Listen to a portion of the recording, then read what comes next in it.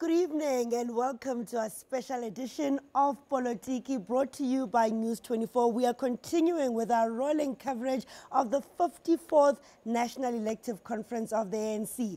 Finally, after that long wait, we have it. Deputy President Cyril Ramaphosa is now president of the ANC. I guess we now all have to get used to that. It was a nail-biting finish, beating Nkosazana Dlamini-Zuma by 179 votes. So we are getting reaction here on POLOTIKI, and joining me on studio is the ANC Youth League President Colin Maine. You went into this campaign, you had endorsed Nkosazana Dlamini-Zuma. She has lost. Your reaction? Well, she has not made it. We have always said that we are prepared to be led. We support the elected leadership as led by Comrade Ramaphosa, Didi, Ace, and everybody else who has been elected. That collective of the leadership, the Youth League will work hard and we embrace them. We have lobbied for whoever we are lobbying for. And the branches of the ANC, finally, as you've always said, they are the final arbiter.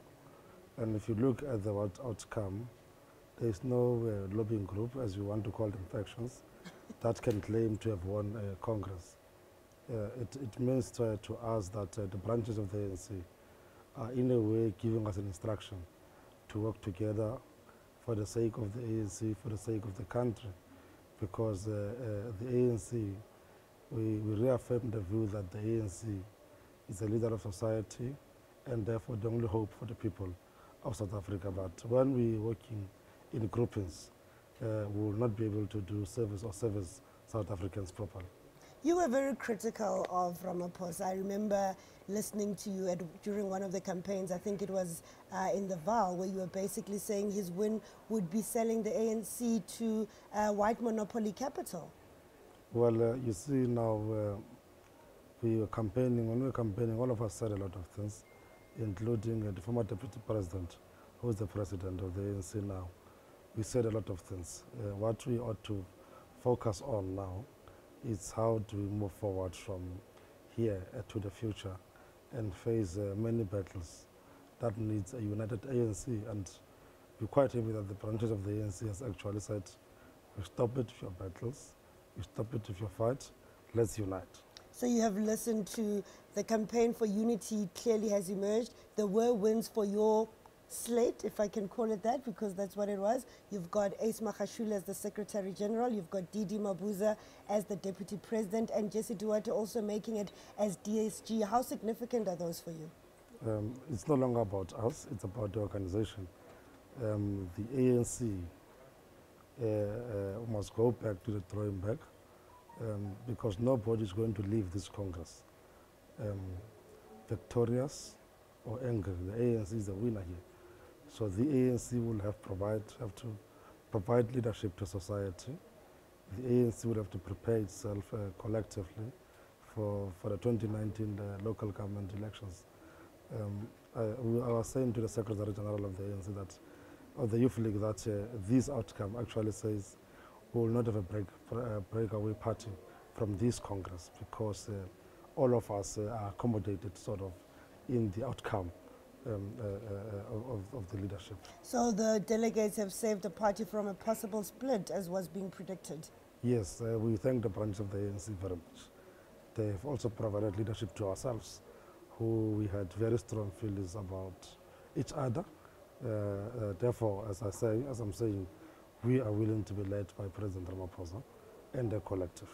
Last question to you. Obviously now delegates are now voting for members of the National Executive Committee. Have you lobbied for young people to be in that NEC? What we continue to do the lobby now, what we have actually done is that we must pull all young people from both streams and say to them, comrades, this is about the future of the ANC. Let's forget where we were before the officials were pronounced. Let's come together and agree that as young people will support each other, because we still hold the view that in the majority, the NEC of the ANC must reflect youth Thank you very much for joining us. That was the ANC Youth League President, Colin Maine, joining us here on Polotiki. He's saying that all that was said in the spirit of campaigning is now over, and they're now ready to work with President Cyril Ramaphosa, who of course emerged victorious, as we heard there from the Electoral Commission. But we are continuing with our live coverage of the ANC's 54th National Elective Conference. The delegates have voted, and coming through onto our studio next will be former ANC Chief Whip, Dr. Matola Motshekga, who will be giving us his reaction to the final results of that.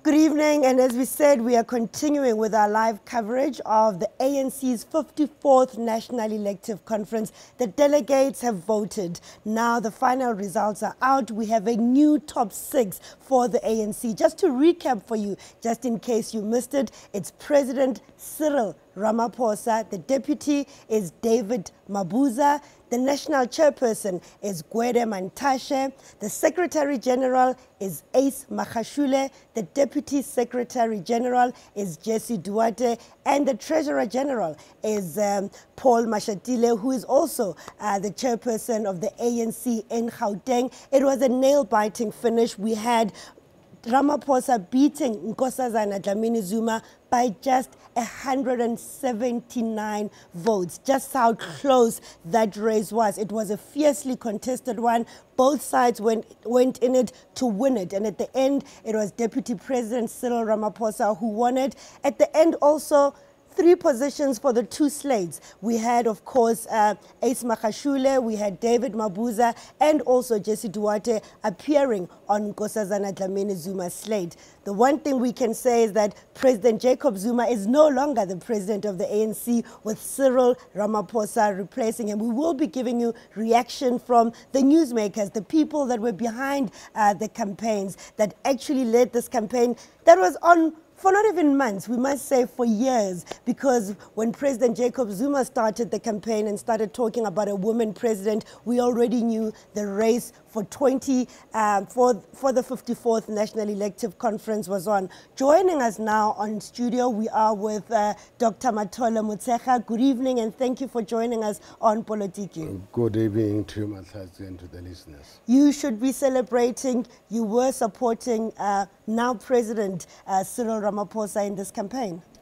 I'm celebrating, and I would like to congratulate the branches of the African National Congress for making their preference known, and congratulate those that have been elected.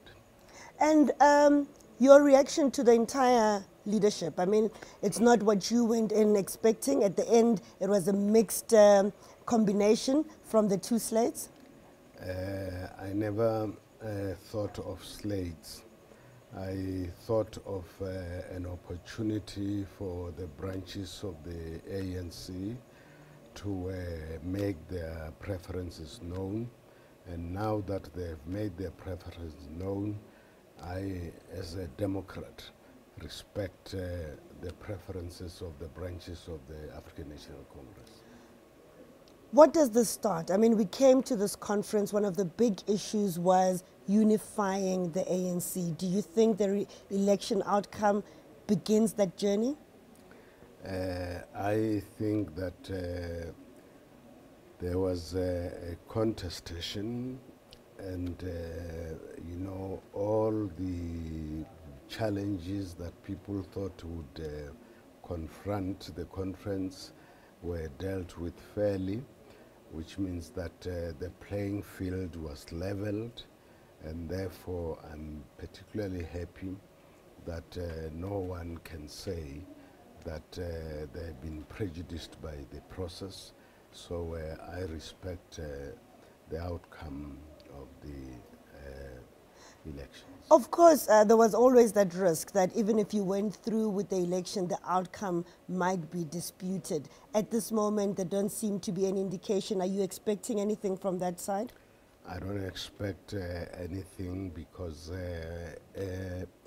everybody had an opportunity to raise objections, and you know, everybody who had objections to raise, they were given a fair hearing.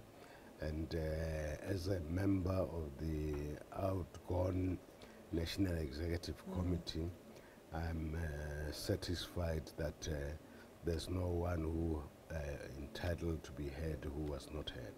This new leadership is inheriting a battered party. In the past 10 years, the challenges have been so many. I mean, and the voters have expressed themselves at the polls. We've seen a decline for the ANC since 2009 elections, and the worst of it was in the 2016 elections. How does this leadership start rebuilding confidence and start reconnecting with its support base? I would say that we have 2 stages. The first stage was for the membership of the ANC to elect the people that they want to elect. And the second stage is for the elected leaders to reconnect with the society. And I have no doubt that with President Cyril Ramaphosa at the helm, we have a good foundation for going back to our people and saying to our people, we are prepared to recapture the values of Oliver Tambo, Nelson Mandela, and rebuild an organization, renew an organization, unite an organization that will put the people first, because the ANC was never founded to exist for itself. It was existed to be an agent for social and economic change, to create a better life for our people. Can it undo the damage done by President Jacob Zuma to the party? I think that, you know, I was part of the outgone leadership. We have made mistakes, and we expect that the new leadership will address the mistakes that we have, because the society has indicated that it was not happy with some of the things that we did. And therefore we are looking forward to the collective led by Cyril Ramaphosa to address the mistakes that we have done. If we're now going into the elections of the NEC, obviously, which becomes the next step, and there's been suggestions about reconfiguring the relationship between the party and those that are in government. Do you think there's a need for that, given what we have seen in the past, where the party seem to be very distant from what the decisions of those that are in government? You know, we always spoke about the sins of incumbency, that when we are in government, we forget that the party was really a stepping ladder to get to authority, but that there should be no social distance between us and the people. And I think that we have learned enough that in the past 10 years, there has been a distance, a social distance between us and the people. And we believe that under the President Cyril Ramaphosa and his collective, everybody and the incoming NEC, they will work hard to close that gap between the party and the people. What should be President Jacob Zuma's fate? You know, President Zuma is a citizen of the Republic of South Africa, and he has all the rights under the Constitution and the law of the country. So I think that he must enjoy his rights and responsibilities under the Constitution and I'm the guessing law. you're not going to answer me about those that are saying that the first thing the NEC should do is to recall him. You know, I'm not, the NEC has not been elected. I cannot second guess a body that does not even yet exist. And I wouldn't even have the basis as an individual who is not part of that NEC to say what should happen to other members of the executive who, like me, are out of office. I guess we'll have to leave it there. That was Dr. Matolo Motshekga joining us here on Polotiki. We're going to be looking at the numbers. We're going to be talking about what happens now, given those that have been elected in the NEC. We're going to be joined by our editor-in-chief, Adrian Basson, and our resident analyst, Mpumelelo Mkabela, after this.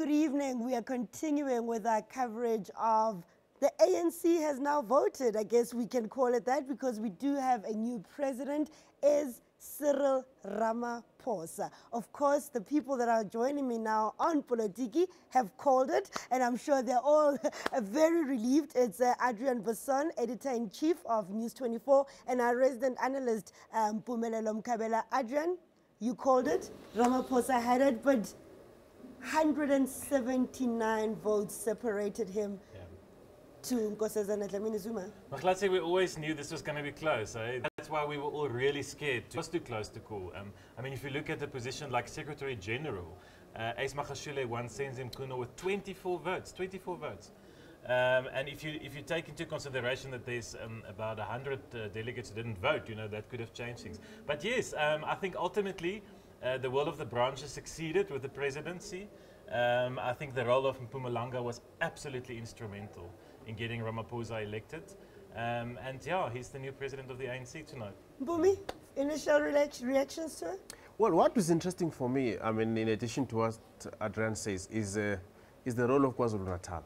We know that KZN started campaigning for this conference as far back as 2012. Immediately after that 2012 conference ended in Mangaung, they started campaigning for Nkosazana Dlamini Zuma. They never had time for Cyril Ramaphosa. And look at what they're walking away with today. They're walking away with nothing in the top 6. So the province that led in the campaign, that started the campaign, that instigated the campaign, put its candidate forward. Even before we knew Cyril would be available to stand, they've already been running with the campaign. He came in later in the show, and they're walking away with nothing. Not only that, they remain divided. There's a dispute about their leadership.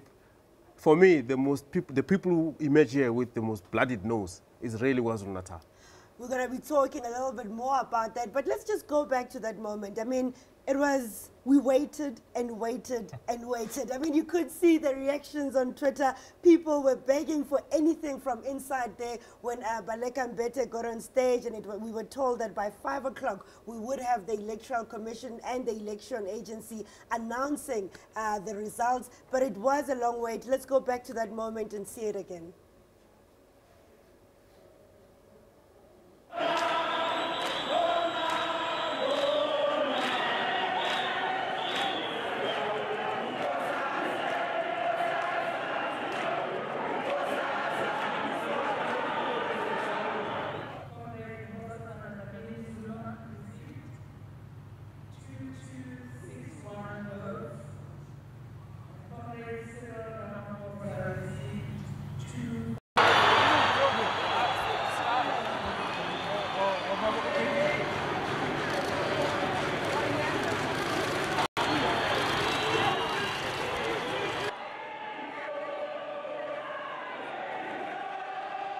Ramaphosa, they're still shocked, I guess, that he has actually won it. I looked at that, I saw the visuals earlier. At some point, I swear, I saw a tear run down Cyril Ramaphosa's face. Yes, it's a long road for Cyril Ramaphosa. I mean, Mpumi comes, he's ANC royalty, if you want to. I mean, his whole life has been in the ANC, in the liberation struggle, in the unions, National Union of Mine Workers, as Secretary General of the ANC at a very young age at Mafikeng. And you know that famous story that Madiba wanted him to succeed him as president of the ANC. Mbeki actually you know, won through the ANC branches, and finally here he is. It was a shocking return in 2012 for a lot of people, that he came back from his business empire, built a very successful business empire, teaming up with some of the big capitalists in our country, bringing in some foreign investment like McDonald's and other shareholding through his Shanduka companies, and actually gave it up to come back into politics. And it's worked out for him. He walked away, small margin, but he's got it. I'm sure it's probably 20 years to the day that he didn't make it as in Mafikeng when he lost to Thabo Mbeki.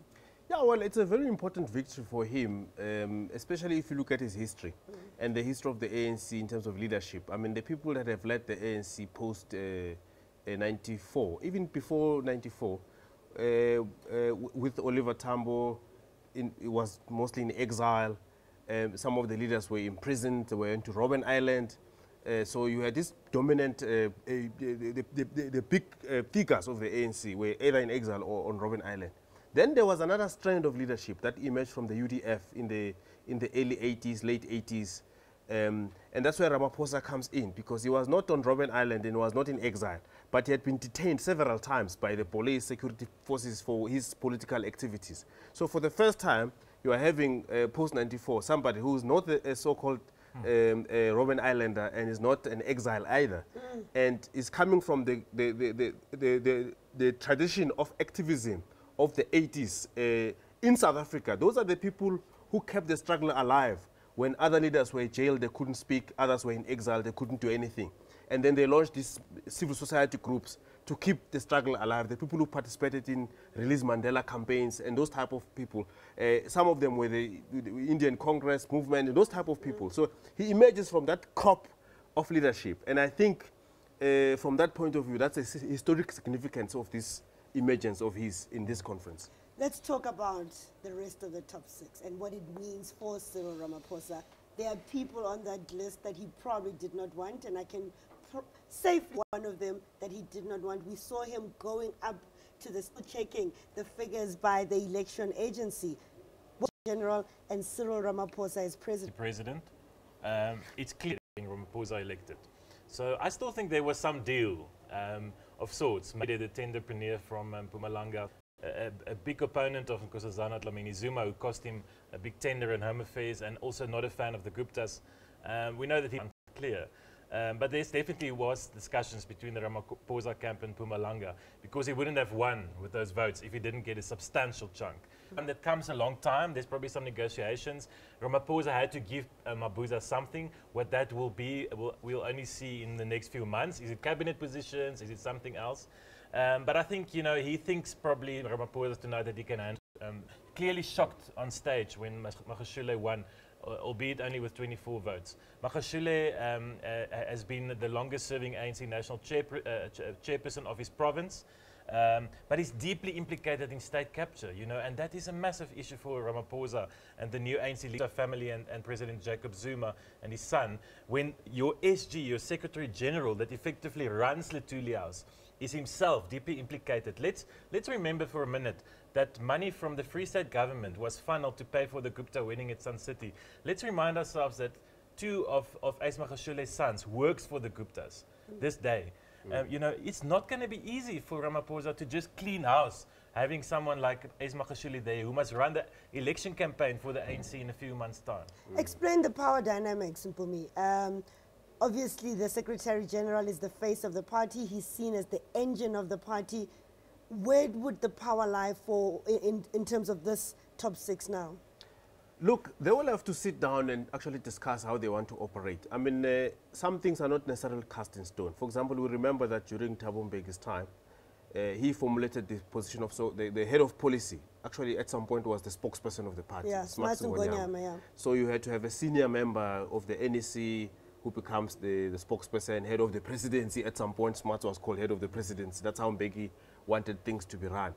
So this group of that was elected here today, they may have to decide how they want to run operations, given the circumstances and given their individual circumstances. Adrian speaks about how Ace Magashule is deeply implicated in state capture, which is true. The question then becomes, given the fact that eventually there will be a commission of inquiry that will be established, whatever the form, but it will be established. During that period, he will be asked to go and testify there. The worst case scenario is that they could be prosecuted. So because of that, I think he will be ineffective. No matter people will say Ace has got power and all of that, because of that background, he will be constrained to actually exert too much power as Secretary General. He might be the weakest Secretary General because there's just too much. And it's a time when the ANC needs to be very coherent, because they know that the opposition is eyeing the 2019 election. They are seeing it as their opportunity to have an in terms of government. Yeah, I just received, just before we came, I saw on my phone an email from the DA press statement that said the ANC is dead. That's obviously hyperbole. I don't think that's, you know, that's correct to say that. In fact, I think it's a blow for the Democratic Alliance to have Ramaphosa leading the ANC, because a lot of people who would have voted for the DA, I think, will consider voting for an ANC led by Ramaphosa. Because of his views on the economy, for example, his support of the free market, and his constitutionalism. He's a constitutionalist in heart and soul. He was one of the drafters of the Constitution. But that will be the big test for Cyril Ramaphosa. He's going to have to do something symbolic in the next few months to show that his mind, that his being is lying with the rule of law, and that he actually has control of the party. What would he need to do to show that I am now the new man in charge? First of all, he will have to convince the new leadership that Zuma must go, and they have to work out a quick exit plan for Zuma, because people are looking forward to change in South Africa, and they can't wait for 2019. They realize that actually something can be done in between now and then. Yes, they might give the ANC difficult time come 2019, but they think there are low-hanging fruits that can be actually harvested now, and that involves getting Zuma out of the way in state institutions, independent state institutions, whether it's including parliament, whether it's the NPA, SARS. There's so many things that need to be sorted that have been destroyed by Zuma. Even the office of the presidency itself, the president of the country, of the republic, is in disrepute because of the way Zuma governs this country. Cabinet itself, members of cabinet, people no longer believe in, have confidence in cabinet members because a lot of them are, they've got cases, criminal cases opened against them by civil society because of state capture and other things. So you need to get rid of Zuma. You need to make changes in cabinet, remove Gupta-linked ministers, all of them. Fix the national treasury before it collapses, get stability there, quickly move into the budget. He is now the president of the ANC. He should have a bigger say in the compilation of the budget. Can he really though, Mpumi, or does it not depend on who makes it in the National Executive Committee? Because they would have to take a decision about whether we recall President Jacob Zuma or not. But that will depend on his ability to bargain and convince people. I believe if he really wants to do it, he can do it, because people now want positions. They're thinking 2019, I must make the president happy. The president must look up to me as somebody he can rely on for support. 2019, after the elections, I need a cabinet post. So there's that thing that will happen. So there's a lot of changing of stance that people are not going to get stuck to the slates that we saw here. After this, people are going to be changing positions in line with the new dynamics. Will the rest of the top six, the Ace Magashule, David Mabuza, and Jesse Duarte, allow it to happen? Because, you know, they're also still there. I don't think we're going to see Zuma being kicked out or being recalled in an embarrassing way as Thabo Mbeki happened to him. I think the only option for exit here is a graceful exit, is some negotiated exit package with Zuma. I don't believe that Ramaphosa can and will offer him immunity against prosecution, but you know, he could threaten him with recall, obviously, especially if the NEC is composed in a way that favors Ramaphosa. I can see that happening. I can see the Zuma stepping aside in the interest of unity and of the party, not to have two centers of power, because two centers of power can paralyze your entire government, and we can't have a paralyzed government for 18 months. And I mean, we did hear Gwede Mantashe speaking about it today, saying that it is quite dangerous when you have centralized power, and that is likely to be an issue now when we have this gap where 2019 hasn't happened. Zuma is still the president of the country, but at Luthuli House you have a new president. Well, there has to be negotiations with him, but we must also remember what happened in the last vote of no confidence in Parliament, where close to 30 MPs didn't support him. And now, given my theory that actually when you have a new leader, people tend to want to associate with that leader. The mood in Parliament now, as we have seen with ESCOM inquiry and all of that, has changed. So should he not want to leave gracefully, as you say, there is a threat that you can pull, because we know Parliament right now is totally, well, not totally, but in the main, you know, against him. So there's a threat. They can use Parliament to recall him, because you see, remember, there's also the Constitutional Court judgment that's still coming about impeachment. So if the impeachment process is opened, rather than go through the impeachment process, it will be better for him to resign. So Cyril can still wait and do nothing and wait for that process to take care of itself. Look, guys, I keep asking this because, I mean, Ace Magashule is a staunch supporter of Jacob Zuma, and I'm sure Zuma wanted him in the top six to safeguard himself. Jesse Duarte, staunch supporter of President Jacob Zuma.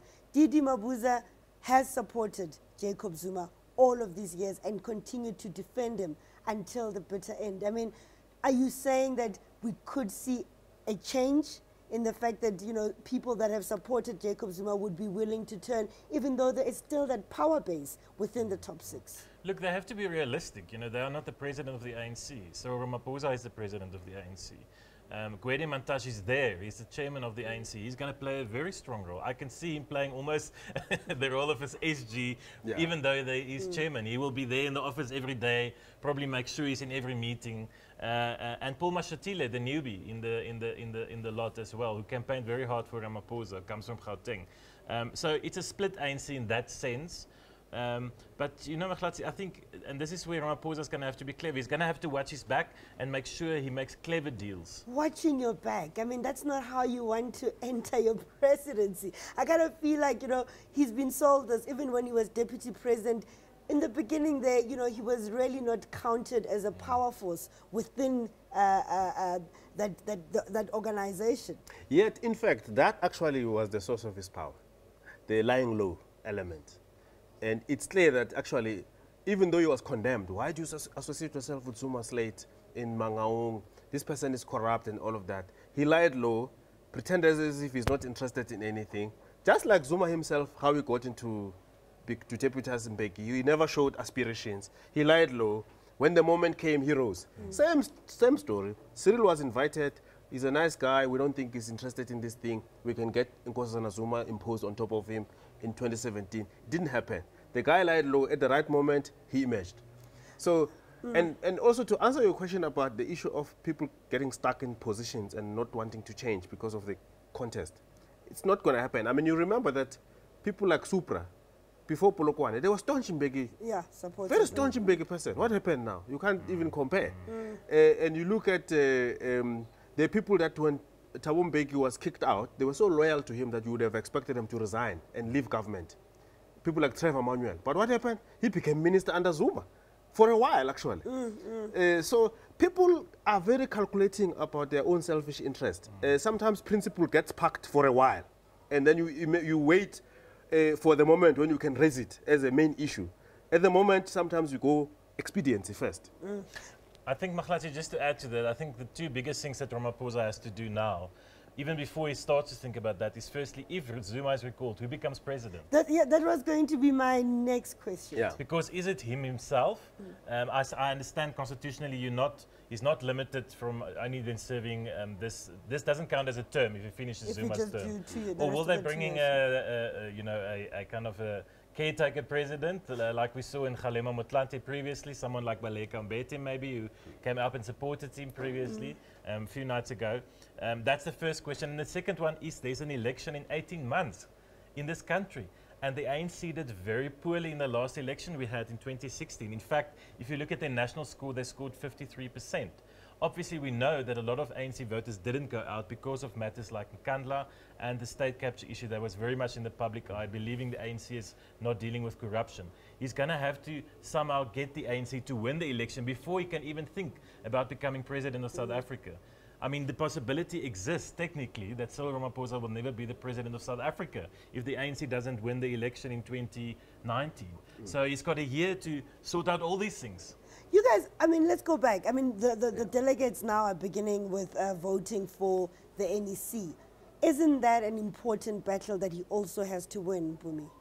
It is an important battle, but I think that the NEC, the current NEC, the outgoing NEC, has been heavily criticized, as we all know, for defending Zuma. And we know the consequences of defending, and they are aware themselves of where to. So even if you get some of the people who used to support him and back in this NEC, their orientation now, post this conference, is different.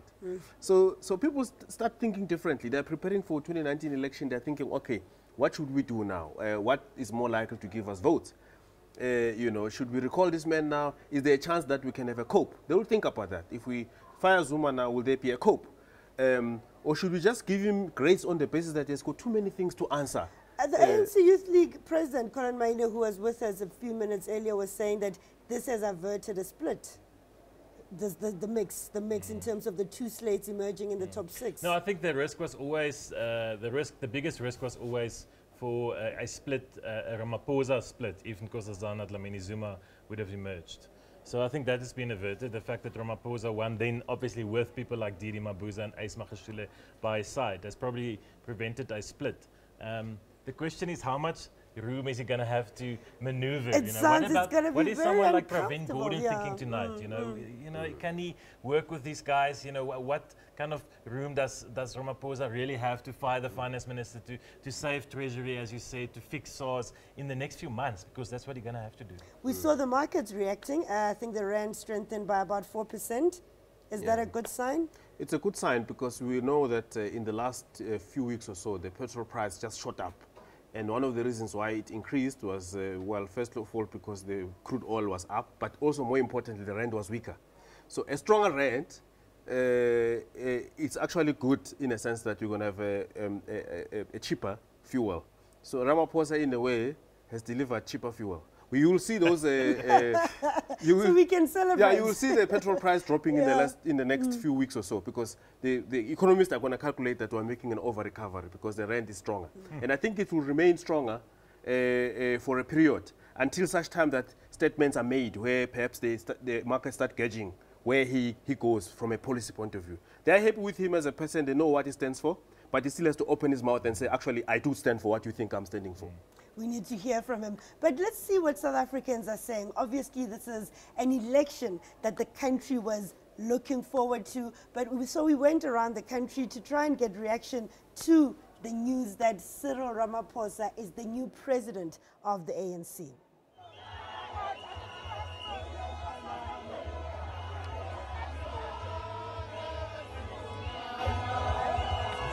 Around the country.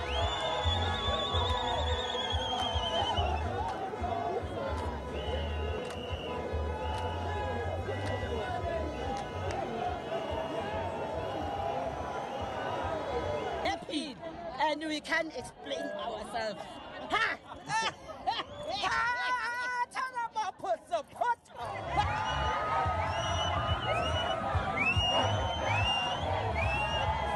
It's absolutely fantastic. I think we're going to see our economy strengthen quite a bit and hopefully a much brighter future ahead.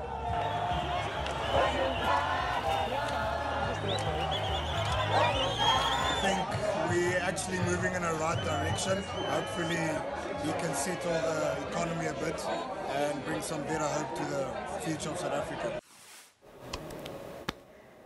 So that was the reaction from South Africans across the country, elated that Cyril Ramaphosa emerged the winner. I'm going to ask you again before we go to the losers. Can he save the ANC? Look, I think if you look at I'm not going to answer your question straight away, I'll get there. If you look at the reaction from South Africans, there was, our country has had a difficult year, and people needed some good news. I think a difficult Christmas. 10 years. You can argue that. But the country needed some kind of relaxation, and good news. And this has clearly been interpreted, except by, obviously the Gupta-owned media, as a positive moment for South Africa. And I think people know why. It's easy to explain that, President Jacob Zuma was a really bad ANC president. He hasn't given us hope.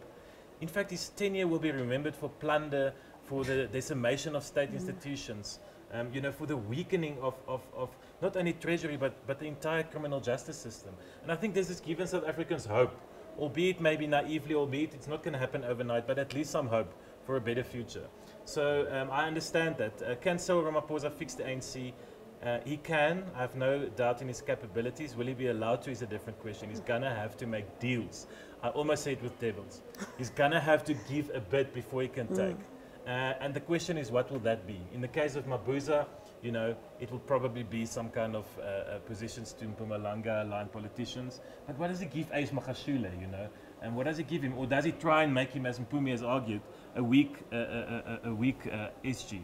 That can't really perform his duties and has someone like Mantashe peeking over his shoulder. So, look, I think it's possible. It's going to be much more difficult. He would have preferred to have Lindiwe Sisulu in that seat. Mpumi? Well, he can. Actually, he does have the ability to do that. I think the issue is whether the factors that would constrain him will be powerful enough to stop him. For example, people have vested interest, including the people that are going to be elected into the NEC. Not all of them who are going to be there are clean people. There will be people who are implicated in state capture and all of that.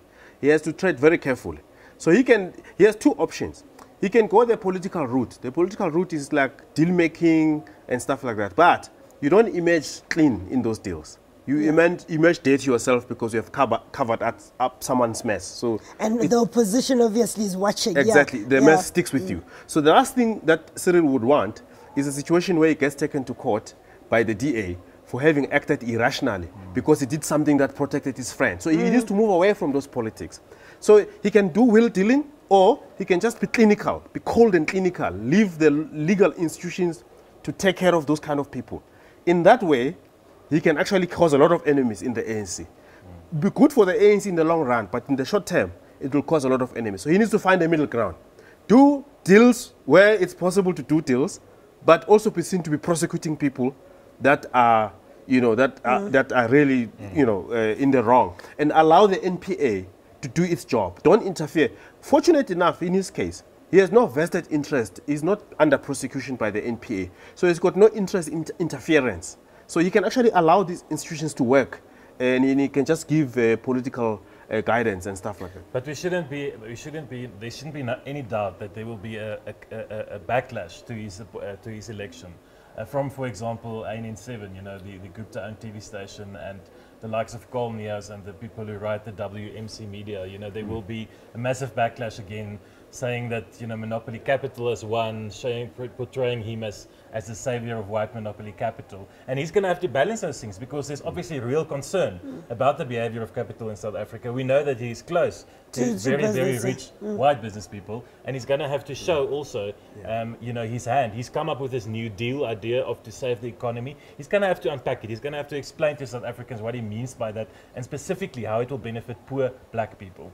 For me, I mean, that's quite a key thing. Yeah, on that score, well, he also was pioneering the minimum wage issue, which the unions are very much interested in. They're not happy with the minimum wage that he has at the moment proposed, and which. But they were willing to live with it. Yeah, but they like the fact that the principle of minimum wage across the board is being established. Then they can work around raising it.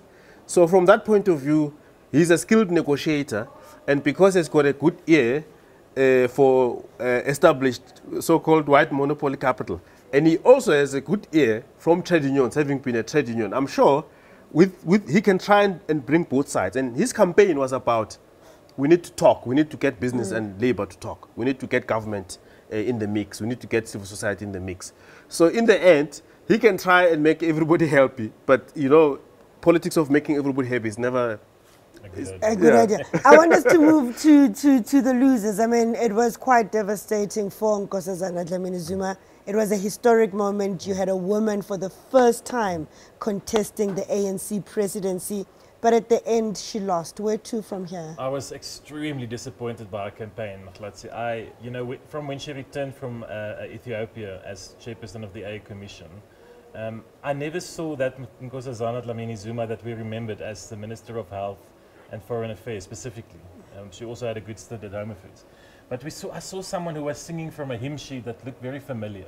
And it was the Belpottinger hymn sheet. Essentially, she took over the script that the Guptas and Duduzane Zuma wrote for her and never distanced herself. She could never get herself out of the grip of that camp and the Premier League, who came together, to make her their candidate.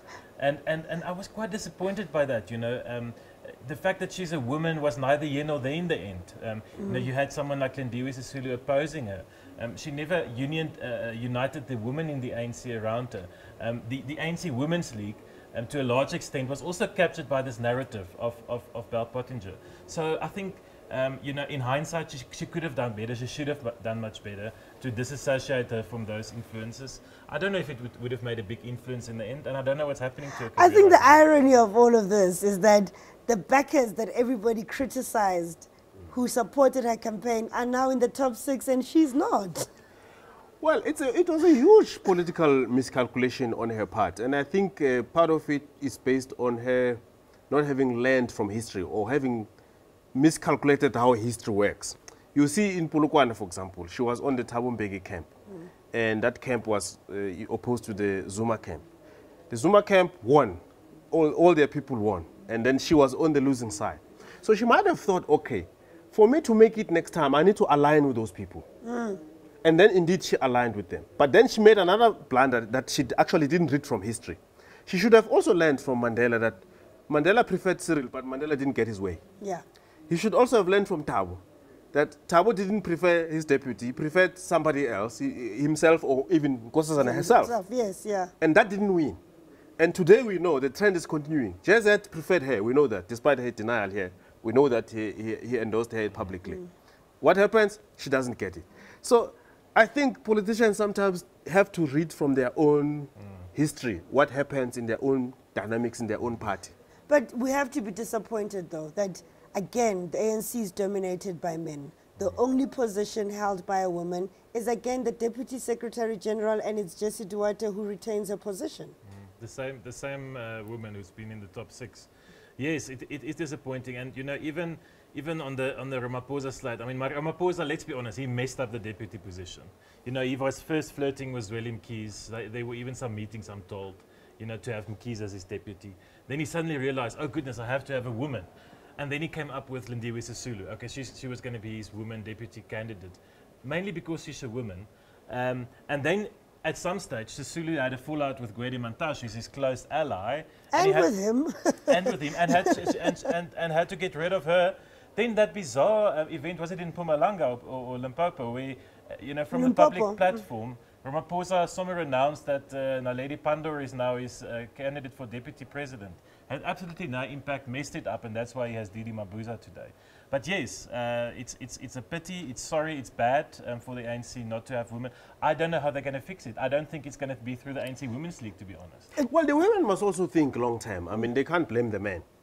When they are in charge. No, but I mean, when Mbeki fired Zuma in 2005, we know that the first person Mbeki approached to replace Zuma was Nkosazana.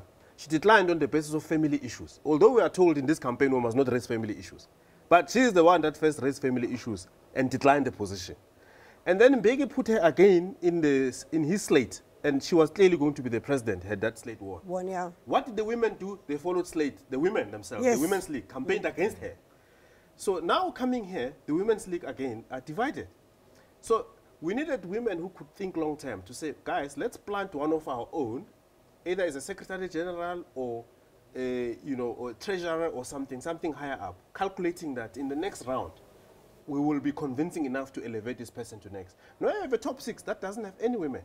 And the next woman that's going to be was fighting the next election in 5 years' time has to be parachuted from the NEC, and it will be said that you lack experience, you have never been in the top 6. So when are they going to get into the top 6 and so they must invest in junior positions and rise up the rank, but they keep on missing the opportunity. No, I mean, and they're not fighting enough even in the provinces, because that's where you start. If you have provincial chairs that are women, that helps, because it then builds your profile too within the party. Well, they also, I mean, things like, I mean, you remember in Free State, Mbeki had Beatrice Marshoff as a premier. But the women aligned themselves with Esma Hashula, who didn't want to see somebody like that. So sometimes women really must re-look and review their strategies. He was basically saying Cyril Ramaphosa has it. We had a funny moment. I don't know if you want to talk about it. It was very funny. I mean, Malema, knows the ANC better, I think sometimes than the ANC themselves. He's obviously still very deeply ingrained, very much concerned about ANC politics. Is there a possibility that he could even come back to the ANC or make a coalition deal with the Cyril Ramaphosa? I think much more likely than it would have been with Nkosazana Dlamini Zuma. That changes dynamics as well for Ramaphosa. He has to think about that. We know that there's been some meetings between Ramaphosa and the youth leaders. We've seen the EFF completely dropping their criticism of Ramaphosa over the past few months, specifically on the issue of Marikana. I mean, they called Ramaphosa a murderer in Parliament a few months ago and then completely stopped doing that. So I think, to a large extent, Malema, without doing anything, supported Ramaphosa's campaign. But, I mean, Mpumi, what are the chances, really, that Julius would come back to an ANC? Maybe there were chances with Ramaphosa, but with Ace Magashule then, David Mabuza? Well, even if he doesn't come back wholeheartedly, but there's a space for him to work with the ANC. You remember that there was another tweet that was sent by Floyd recently when there was a speculation that when the ANC put a vote of no confidence in Herman Mashaba in the seat of Joburg, Floyd tweeted that we are not prepared to work with the ANC in its current form. Okay. That was under Zuma. Now the ANC is under Cyril Ramaphosa. The question is, what form is this now? that would they want to work with this form? That we're seeing. Yeah. Actually, I was at Mbuyiseni Ndlozi's graduation party, and I was quite surprised that they were saying that, you know, as much as they're looking forward to 2019 elections, they actually wanted Zuma out because their biggest fear was that there might be nothing left in the coffers. But let's go in here and see what the leader of the opposition, Mmusi Maimane of the Democratic Alliance, went and tweeted. And he said, the hard work of a contestation of ideas begins. The ANC is deeply divided. Gupta is still in the leadership. Essentially, mafia is still in place. I'm looking forward to the 2019 change that focuses on economic growth, jobs for youth, clean government, and educated SA is our offer. Some DA people have said that, you know, if Ramaphosa wins, they have to go and find a new strategy, campaigning strategy. But if Dlamini Zuma had won, they didn't have to go and do anything. It's true. I mean, had Dlamini Zuma won, the DA's campaign would have been much easier. It will be much more difficult now because Cyril Ramaphosa not only inspires some kind of confidence generally in the population, but even among whites, which you would never have expected from Zuma.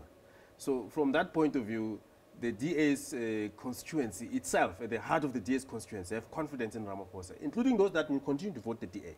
They're not necessarily going to cross to the ANC, but the DA will find it difficult to get new voters.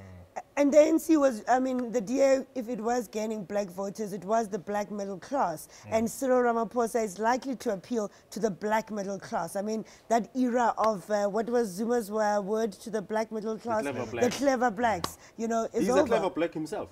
Cyril. Yes. Yes. So I guess the clever blacks will feel like they're back. Look, I think Maglatsi, the DA has to do a deep soul searching after this. I think that tweet from Mmusi Maimane is a bit disingenuous. You know, it's almost desperate to kind of prove that the ANC is still bad and still run by the mafia when, you know, Jacob Zuma has been removed. And yes, it's not only Jacob Zuma that was the problem. He was tolerated for a long time. But Jacob Zuma was a massive part of the problem. He saw this happening. He's the one who appointed Mosebenzi Zwane as Minister of Mining, who the next week went to give the Guptas a deal in Switzerland. So, you know, that guy is now gone, you know, and may soon be gone as president of the country. I know we're running out of time. Before we go to the tweets that look to hear what South Africans were saying, what does this mean for the Gupta family, a Ramaphosa win? Bumi? It's bad news for the Guptas. Totally bad news. During his campaign, he made it very clear that he's against debt capture and he wants the money that was illicitly taken out of the country to be returned. And we know that there are investigations all over the world, in the UK, in Europe, in America. You know, banks are, you know, involved. So, and, you know, the Gupta leaks have also assisted in this thing. So we know where the money is right now. We know where the money went. We know which bank accounts to look at. So he wants the money to return. And we know that he's going to motivate seriously for the establishment of the Judicial Commission of Inquiry. So it's not good for the Guptas, not at all. Look, Maglatsi, we also have to remember what happened in the courts recently. So the court has now ruled that indeed the Chief Justice, Mogoeng, is allowed to appoint a judge to head this Judicial Commission of Inquiry because Jacob Zuma, the president of South Africa, not of the ANC, of South Africa, is implicated. Jacob Zuma tomorrow is still the president of South Africa. So that judgment stands, nothing changes about that. And Zuma must now announce if he's going to appeal it or not. And this is where the timing becomes interesting because that's the last thing the Guptas want, is for that commission to start. Because from that commission will flow criminal prosecutions. So what's the timing going to be like? And if we're talking symbolic things that Cyril must do, he must get this commission going, you know. How is he, as a president of the ANC, going to make sure this happens? And I think that's where Mpumi is right. They simply have to get rid of Zuma as president of the country. Let's look at those tweets now from the rest of South Africans in terms of their reaction to President Cyril Ramaphosa. From Branape, Cyril Ramaphosa is going to have a tough time as president. Majority of people in his top 6 are pro-Zuma. The idea of recalling President Zuma is challenging. I guess that's what we're all going to be looking at. What will be President Cyril Ramaphosa's first move as the leader of Luthuli House? That's where we're going to have to leave it for day 3 of our special edition of Polotiki, brought to you by News 24. But remember, Go to our website, all of the breaking news stories, in-depth analysis, it's all there for you to follow. My name is Mahlatsi Mahlase.